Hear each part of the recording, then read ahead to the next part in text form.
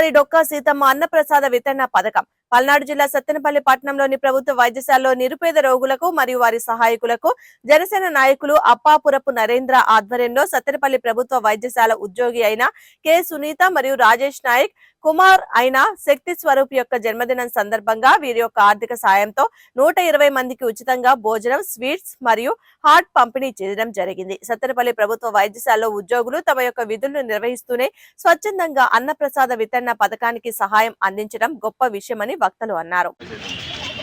డొక్కా సీతమ్మ అన్నప్రసాద వితరణ కార్యక్రమం అప్పాపురపు నరేంద్ర ఆధ్వర్యంలో 12వసారి జరుగుతూ ఉంది.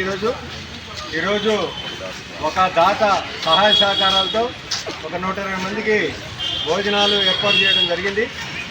ఈ సందర్భంగా ఇచ్చేసిన డాక్టర్లకు, నర్సులకు, అలాగే సహాయకులకు, డోనర్స్కి వితరణ చేయడానికి ఇచ్చేసిన పెద్దలందరూ కూడా మా హృదయపూర్వక ధన్యవాదాలు తెలియజేస్తా ఉన్నాం.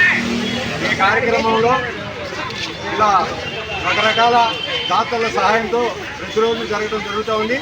ఇవ్వవలసిన దాతలు ఎవరైనా ఉంటే ఈ కార్యక్రమంలో భాగంగా వారు కూడా పాల్పంచుకోవాల్సిందిగా కోరడమైంది.